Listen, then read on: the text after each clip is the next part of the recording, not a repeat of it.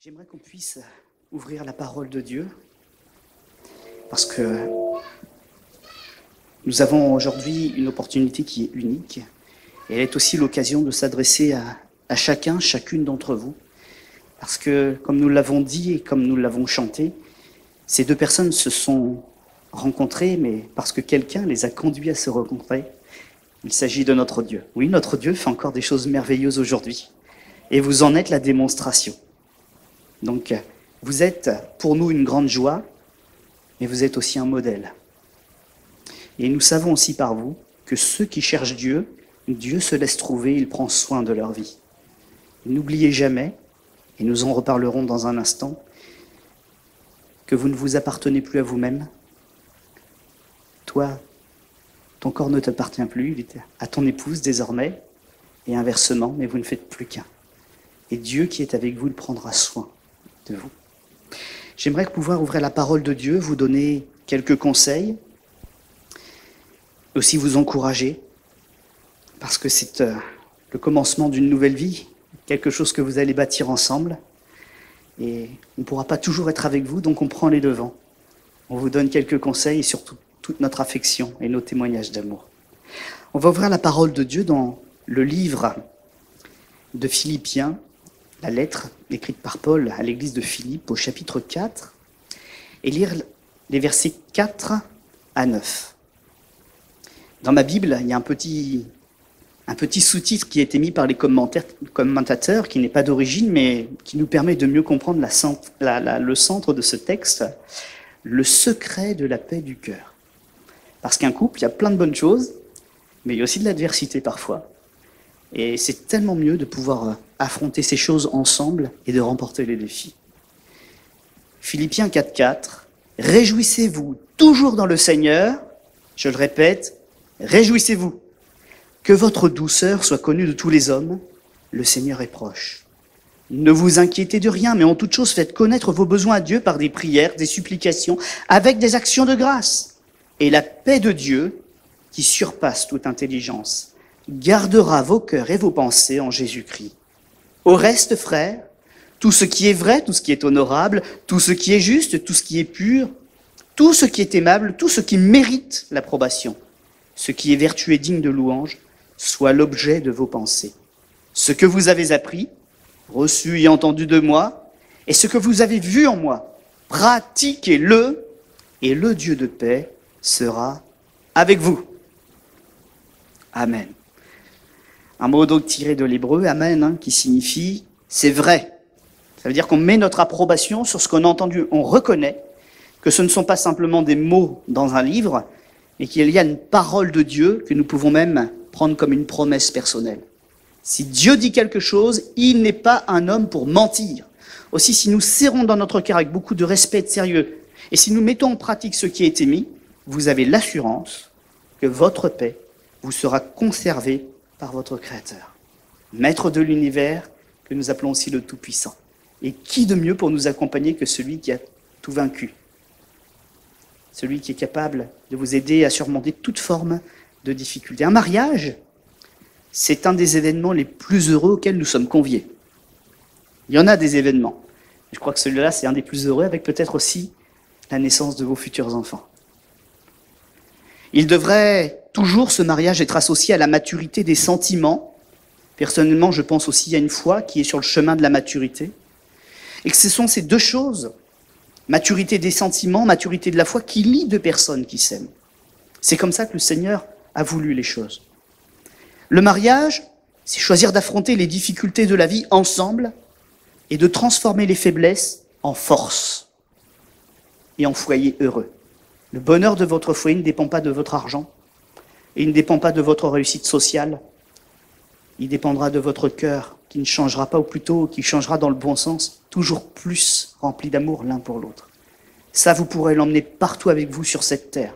À l'autre bout du monde, dans les déserts et au sommet des montagnes, votre foyer, c'est vous deux, par la grâce de Dieu, les enfants qui viendront. Mais c'est là la plus grande richesse que vous avez aujourd'hui, Vous n'êtes pas tout seul. Foyer heureux, mais aussi de se soutenir pour parvenir ensemble à un but, parce qu'il ne s'agit pas simplement de traverser quelques années sur la terre. Votre mission, en vous liant l'un à l'autre, c'est de vous encourager au meilleur, c'est d'entrer ensemble dans la vie éternelle. De ne pas vous laisser tomber, même dans les moments difficiles, mais d'être l'épaule pour pleurer quand il y a l'autre qui est dans la difficulté. D'être le bras ou la main tendue pour sortir de la tristesse, sécher les larmes. Alors c'est vrai que parfois, dans certaines cultures, que l'homme pleure, c'est pas facile. Ça ne se montre pas. Mais vous avez une intimité aussi à construire. Soyez vrais l'un envers l'autre, ne vous cachez rien. Et si vous êtes transparents l'un envers l'autre, rien ni personne ne pourra vous séparer. Construisez cette intimité ensemble. Pas besoin de nous la montrer, mais elle est à vous aujourd'hui, vous devez en prendre soin. La source de bien des foyers qui se brisent aujourd'hui réside dans la destruction de ces bases dont nous venons de parler. Le couple devrait être assis et dans les sentiments, le travail de ces sentiments et dans la foi. Mais quand il n'y a pas cela, nous pouvons former des couples, mais ils ne tiennent pas toujours bon. Chacun va de son côté, chacun a ses amis, ce sont les tendances du jour, chacun ses ambitions. En fait, beaucoup de gens marchent côte à côte, mais ce ne sont pas de vrais couples. Malgré les cérémonies et malgré les vœux qu'ils ont pu prononcer. Ces deux jeunes ont eu l'opportunité, ils auraient pu faire les choses comme cela. Mais ils ont choisi quelque chose de meilleur, quelque chose de solide. Ils ont été sérieux et cette cérémonie, ce n'est pas une cérémonie. Je crois que c'est le point d'orgue à un amour sincère qui a été réfléchi et dont ils veulent nous rendre le témoignage. Et donc ça fait de nous les témoins de ce qui se passe. Nous ne pouvons pas ignorer que Dieu est dans l'affaire. Après ce temps d'aujourd'hui, rappelez aussi que ce qui fonctionne, c'est ce qui nous a été enseigné par Dieu. Homme, voici ta femme. Femme, voici ton mari. Vous vous appartenez l'un à l'autre. Désormais, vous n'êtes plus qu'un. Prenez votre autonomie et fondez votre foyer. Respectez vos familles, mais ayez aussi votre propre chez vous. Posez ensemble, ensemble. C'est le mot d'ordre maintenant, il n'y a plus de jeu, c'est nous. Posez ensemble les règles de votre vie et comptez en tout temps sur la grâce de Dieu. Ce n'est pas que pour le dimanche à l'église, mais dans chaque chose que vous avez à vivre, il y a un conseil du Seigneur qui vous accompagnera, un chemin qui s'éclairera. Et si vous êtes fidèle envers lui, vous verrez que même dans les petites choses qui pourraient sembler insignifiantes à quelqu'un d'autre, vous serez guidé et vous trouverez toujours la sortie au bout des tunnels, au bout des difficultés. Le texte que nous avons lu commence par quelque chose qui est un ordre. Réjouissez-vous toujours dans le Seigneur, et comme si ce n'était pas suffisant, l'apôtre répète encore, je le répète, réjouissez-vous. Donc vous n'avez pas le choix. C'est à vous d'y travailler. Mais si le Seigneur vous demande quelque chose, et si aussi à nous il nous demande quelque chose, c'est qu'il veut le rendre possible. Vous allez atteindre comme chacun d'entre nous vos limites à un moment, en patience ou dans d'autres domaines. Et si le Seigneur a prononcé une grâce sur votre vie, ce qu'il vous manque, il vous l'accordera. Et le défi qu'il vous propose, il vous permettra de l'accomplir avec lui. Si vous voulez être heureux, vous avez toutes les armes. Vous avez même un ordre de l'être. Le Seigneur vous donnera toute sa richesse pour que vous puissiez vivre cela. Un commandement que Jésus veut rendre possible pour vous. Votre engagement, c'est aussi le sien aujourd'hui, et cela au quotidien. Le texte nous dit « Ne vous inquiétez de rien ». On pourrait dire plus exactement « Ne vous inquiétez pas à l'excès ». Thérence, en tant que chef de foyer, tu vas avoir parfois en face des yeux des réalités. Les salaires parfois difficiles, ça peut arriver. Un problème avec la voiture, pas pouvoir se déplacer quelques jours. Il va y avoir des réalités, il va y avoir un stress. Des choses qui ne seront pas pareilles parce que ce ne sera pas toi qui seras touché directement, mais ton foyer. Mais dans ces situations-là aussi, tu sais que tu peux tout déposer à la croix. Inquiète-toi, mais pas à l'excès. Compte à celui qui t'a enrôlé dans son armée et qui veut te fortifier, qui te donnera la capacité et la sagesse pour que tu tiennes debout comme un homme digne de la femme qui t'a été confiée. Et inversement pour toi, Joanne, déverse ton amour sur ton mari. Sois une source d'inspiration pour lui. Sois une source de réconfort. Détecte quand ça ne va pas, qu'il ne te le dit pas. Mais toi, tu as cette force-là aussi. Une sensibilité qu'on n'a pas toujours en tant qu'homme, nous. Mais tout fonctionnera, votre vie et votre ministère pour le Seigneur, parce que vous serez deux.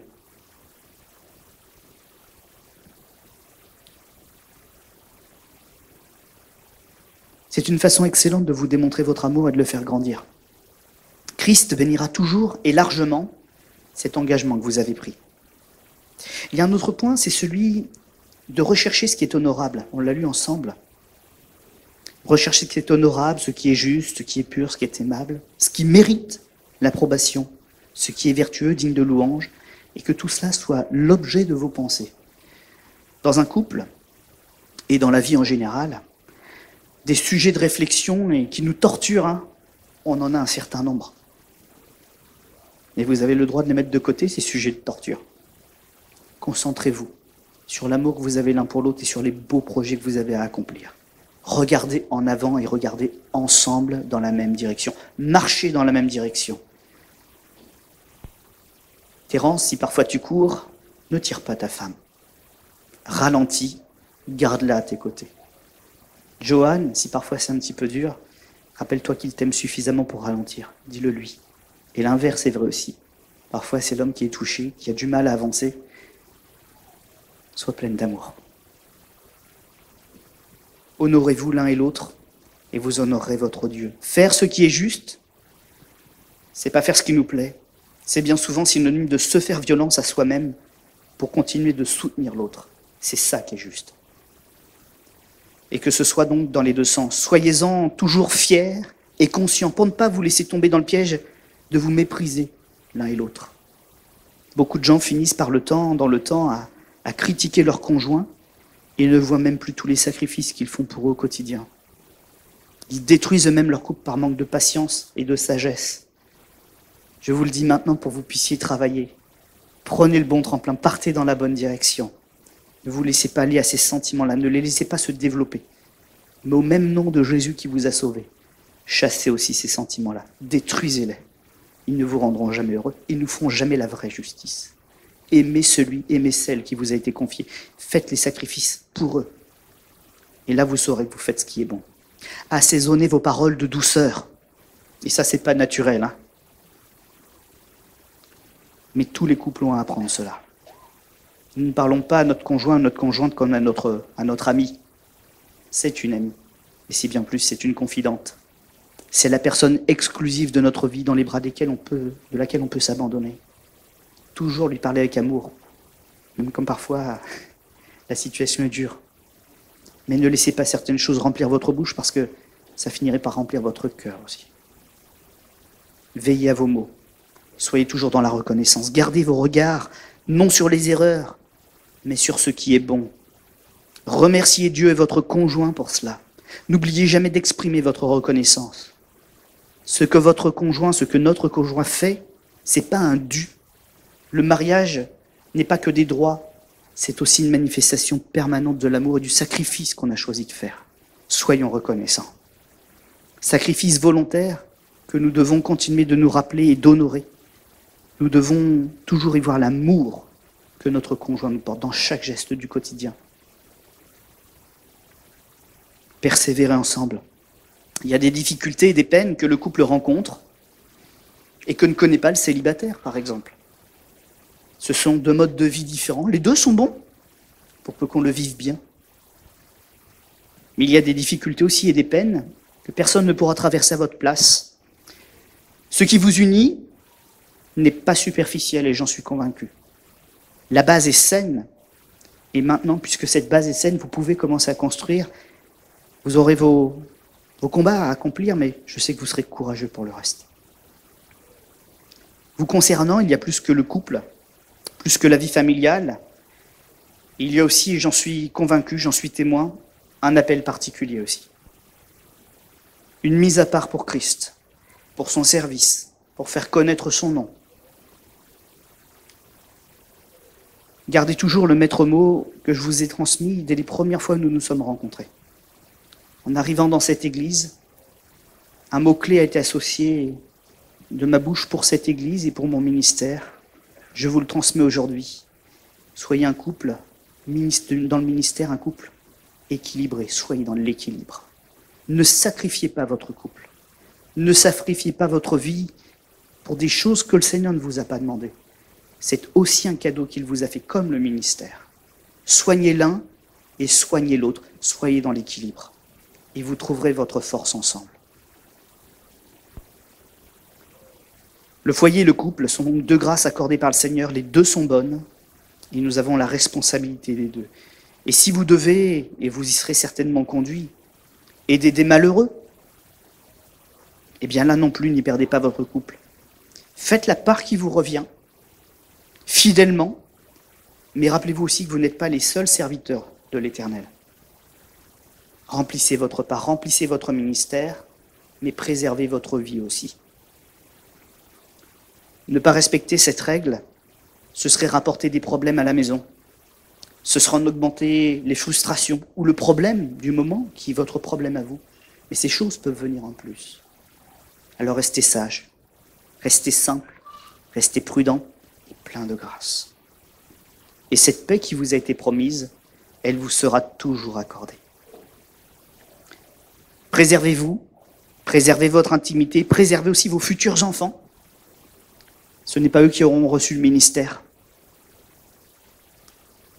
Sachez leur tenir une vraie place, un vrai amour.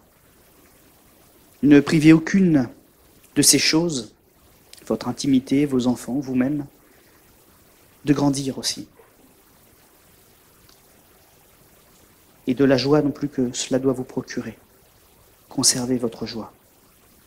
Et je dirais en quelques mots de conclusion, en tout temps, n'oubliez pas non plus les temps que vous avez à passer, notamment les temps dans la prière. Priez ensemble, priez chacun de votre côté, mais le temps convenable, pas plus. Priez pour l'Église aussi. Et si la tempête gronde, rappelez-vous que Christ s'est porté comme garant de votre bonheur. Personne ne pourra vous détruire. Parce que l'Éternel a choisi d'être avec vous, parce que vous avez honoré ce qu'il vous a demandé. Beaucoup de gens l'ignorent ou pensent qu'on peut arriver à faire les choses sans Dieu. Et nous savons dans quel sens ce raisonnement va aujourd'hui et la quantité d'échecs qu'il y a tout autour de nous. Si vous vous tenez dans l'engagement que vous avez fait avec le Seigneur, vous ne verrez pas ces choses. Elles ne vous concerneront pas, ni aujourd'hui ni demain. La tempête pourra gronder, mais à cause de l'engagement dans lequel vous êtes inscrit, vous avez un garant qui ne vous trahira pas. Voilà les quelques mots de conseils que je voulais vous donner, que je voulais vous rappeler, parce que je sais que vous aviez bien réfléchi à toutes ces choses avant. Mais je veux aussi prendre à témoin l'auditoire qui oublie souvent son rôle. Nous ne sommes pas ici simplement pour une cérémonie. Nous sommes ici pour être des témoins. Que donc tout le monde honore ce qui s'est passé ici et les honore eux. Que nous les défendions, que nous défendions leur mariage. Que nous ne laissions personne de mal intentionné ou d'intéressé les séparer. Mener à leurs oreilles de mauvaises pensées. Mais continuons à les aider à mener leur combat tous ensemble. Ils s'engagent, mais en étant présents ici avec eux, nous nous engageons nous aussi. Et ça, faut pas l'oublier. Vous pouvez compter sur nous également. Si d'aventure une difficulté arrivait, nous partagerons votre fardeau et nous vous aiderons à avancer. Nous voulons nous aussi, à notre échelle, à notre niveau, votre bonheur et votre réussite.